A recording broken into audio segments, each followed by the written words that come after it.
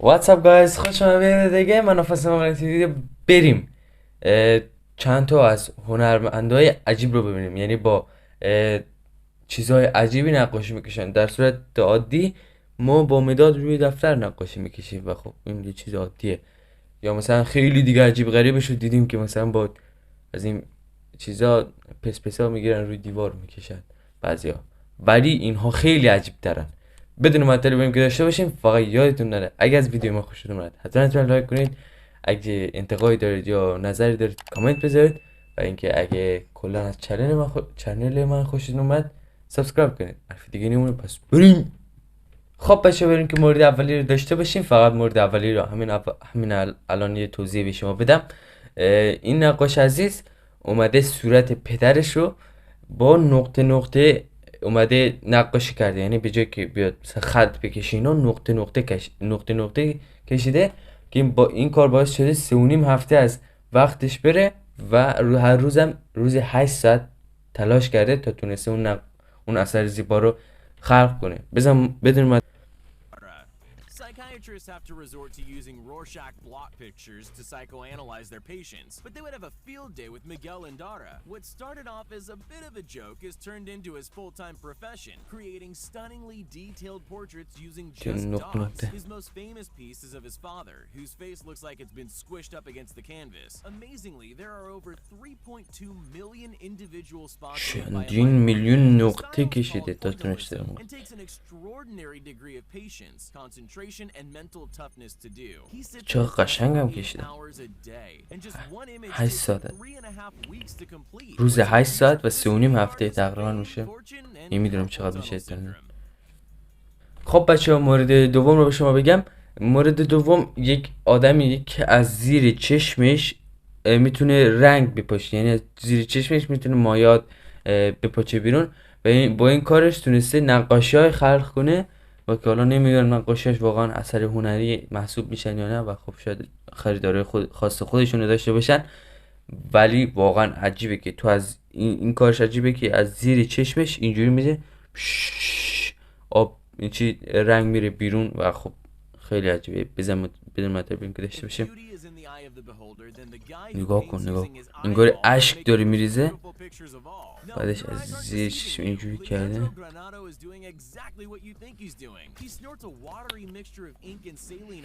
جوری میشه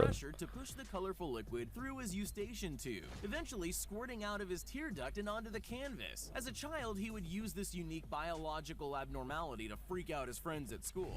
We can't say the pictures are any good, really, but people pay a pretty penny to experience the creative process. After all, it's all about the journey and not the destination. خب بچه‌ها، مورد سوم رو شما بگم. مورد سوم یک پسری هست که مکعب روبیک، ایشون در چندین مسابقات مکعب روبیک شرکت کرده. مدال‌های جهانی داره، مدال‌های کشوری داره و خب چندین مدال دنیا داره.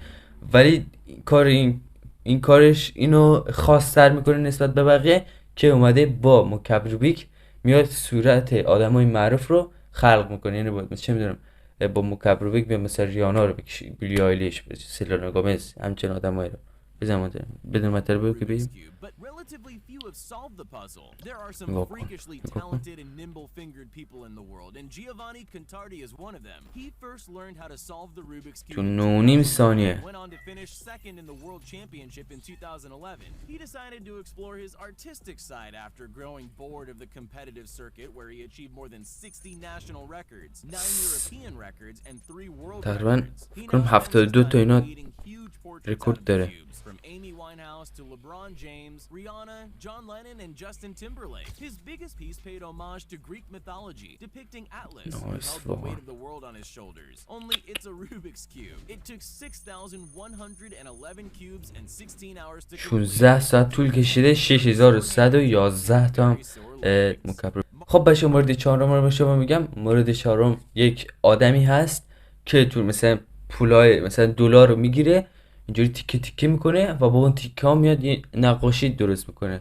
البته این نقاشی های گرون قیمتی درست میشه چون چندین اسکناس دلار رو باید بیاری و اونا رو درست کنی و شاید هم قلابی بیاره درست کنه، ولی خب ما نمیدونیم. بزنین که بریم ببینیم. که با پول اونجوری میکنه. چقدر باحال، خلاقانه. حالا پولشو ولش کن، خلاقانه است. Mark is something of a criminal artist, as it's actually illegal to destroy American currency. Still, that doesn't stop his incredibly intricate works from being highly sought out. That and how totally unbelievable it is that such detailed pieces are made exclusively. شهر میکشه، ماشین درست میکنه با اون پول. خب بچه‌م، این مورد رو به شما بگم، این مورد توضیحی که باید دربارش بدم. بقیه رو دیدید مثلا میرم با این پیسکای رنگی میان روی دیوارا میکشم و خب این خلاف قوانینه، ولی این آقا یک قدم از اونا جلوتره و با دستگاه بنایی مثلا عمل کاری دریلو میگیره، میره روی دیوار سوراخ میکنه و با اون سوراخا میاد صورت یک آدم معروف رو میکشه، فیس یک آدم معروف بعد از من. بدون مطلب بریم که داشته باشیم ببینیم. نگاه کن چجوری مثلا عملی کار برنامه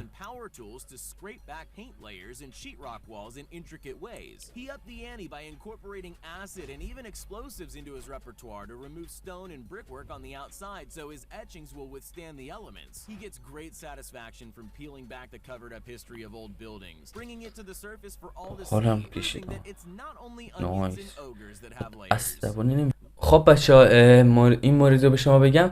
این مورد یک آدمیه که من نمیدونم تو مجسمه ها، تو اشیا یک کاری میکنه یا اونا رو یه جوری طراحی میکنه که میتونن از هم وا برن. یعنی مثلا تو یه تنه درخت رو میگیری، سرش میکشی، تنه درخت کش میاد، یعنی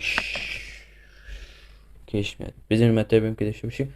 نگاه کن نگاه کن مجسمه رو چیکار میکنه و چند شاگرداشو ببین. چه دافولیه From a distance and even up close, the display looks like just a pile of rocks. It isn't until he started to unfold the paper that you realize each fake stone is actually a mini piano accordion of thousands of folded patterns. Nearby are a stack of logs that become an نگاه کن تنه درخت رو داره درست میکنه. making them look like gooey pieces of melted chocolate. It's a great career for the slinky obsessed. خب بچه‌ها، این مورد رو بگم. این مورد چیز عجیبش اینه که با هر کاری با هر اشیا و با هر رنگی مثلا نقاشی میکنه. یعنی مثلا چه میدونم با لیوان یه بار مصرف میری یه عالمه جمع میکنه میاد یه اثری رو خلق میکنه، یا با رنگ قرمز با توپ بسکتبال میاد اونها رو میگیره یه آدم صورت یک آدم معروف رو میکشه. بدون مطلب بریم که داشته باشیم ببینیم چی کار میکنه این آدم.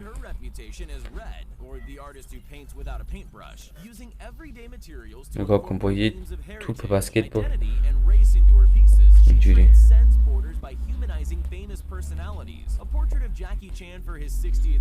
با چوب میاد مثلا صورت جکی جانو میکشه. جکی زان. Using nothing but a rolling basketball and a tray of paint, feathers and eggshells to draw a chicken. 20,000 tea bags to depict a man from the Tariq. You guessed it, drinking tea. She doesn't necessarily need paint either, using coffee cup stains to perfectly capture Jay Chou's likeness. While Hong's art is popular, it's not everyone's cup of tea. خب بچه‌ها، این مورد رو به شما بگم. این مورد یک موردی که هست اینه که مثلا تو همه ما البته من تا حالا دریا نرفتم، ولی خب وقتی ساحل میریم مثلا میبینیم بچه کوچولا میرن با اسباب بازیاشون یه قلعه درست میکنن، یا میری روی ساحل مثلا چه میدونم یک قلب میکشید با دوست دخترتون یا با همسرتون نشانه عشق و همچین چیزایی. ولی این آقا میره یک اثرای خلق میکنه که اصلا پشماتون میریزه و من موندم که اون چطوری از بالا که نمیتونه ببینه چون یه عالمه زمین بزرگه و خب چجوری میتونه اون کارو بکنه، یعنی تو مغزش چجوری حک کرده، واقعا دمش گرم. بزن که بریم ببینیم. نایس.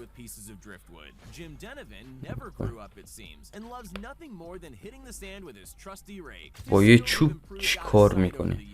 نگاه کن نگاه کن خدا وکیلی. نگاه کن چقدر قشنگ، چقدر قشنگ. این اگه آب بیاد که خب همشون به چخ میرید.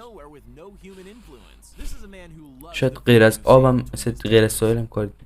خب بچه‌ها این هنرمند رو بگم. این هنرمند میاد مثلا کاغذها رو رنگی میکنه و اونها رو با روغنی یک مایع خاصی میاد اینجوری لول میکنه و به هم میچسبونه و خب یک حیوانی مثلا تمساح، میمون، چه میدونم هر جور حیوانی رو میاد درست میکنه و خب درست ساعت‌ها وقت میبره، ولی واقعا باحاله که تو با کاغذ اونجوری داری.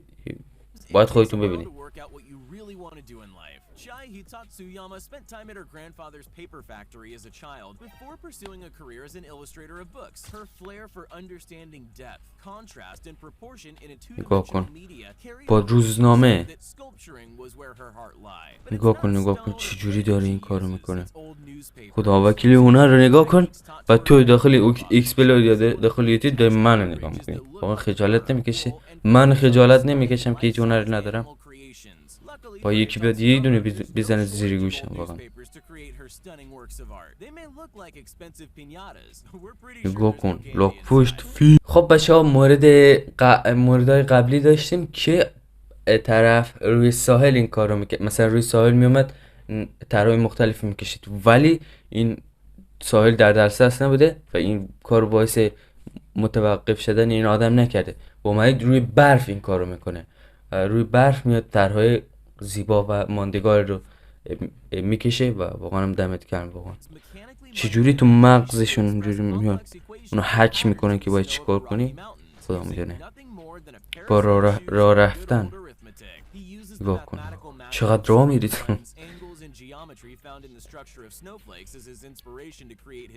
نگاه کن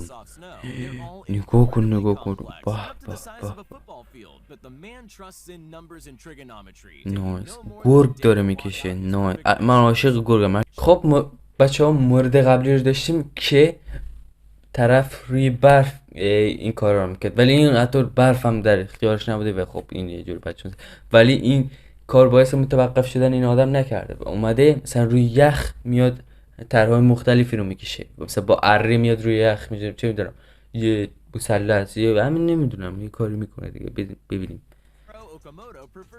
نگاه کن با اره میاد روی یخ وسایلا رو یخ میزنه، داخل آبی سرد میذاره تا کل یخ بزنه، بعد میاد با چیزهای مختلف به اون یخ حالت میده.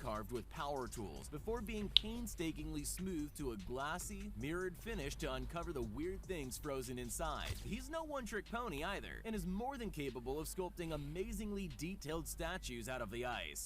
خب بچه‌ها این مورد درباره تتو آرتیست‌های خیلی عزیز هستش که با تتوهای خیلی زیبا، متنوع و خاص، خیلی تتوهای گرون اومده و خودشون نشون داده و واقعا تتوهای خیلی خفنی میزنه که هر کسی نمیاد مثلا چیزی مشتری این بشه.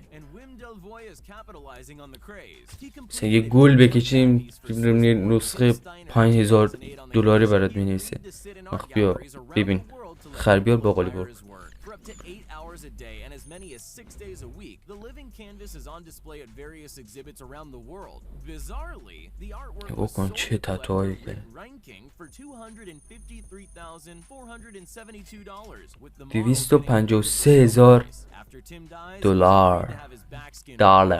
خب بچه‌ها اینم از این ویدیو. بازم دوست از این ویدیو بذارم حتما اسفل لایک کنید اگه از این ویدیو عجیب غریب و خب تا حدود چرت و پرت دوست دارید بذارم تو کامنت ها بگید. اگه انتقادی دارید تو کامنت ها بنویسید و حتما چنل منو سابسکرایب کنید و اینستاگرام من کلیکش دیسکریپشن هستش فالو کنید و از لینک بایو اگه از اینستاگرام میبینید بیا یوتیوب من و یوتیوب من سابسکرایب کنید. این کار واقعا از اون حمایت میکنه.